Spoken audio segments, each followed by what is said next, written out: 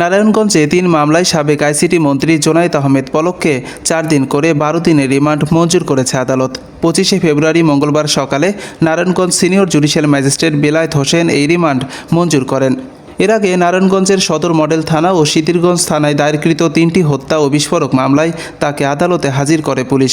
Narayanganj court পুলিশের পরিদর্শক আব্দুল কায়ুম জানান, 2টি থানার হত্যা ও বিস্ফোরকের 3 মামলায় জিজ্ঞাসাবাদের জন্য তাকে 4 দিন করে 12 দিনের রিমান্ড মঞ্জুর করেছেন আদালত।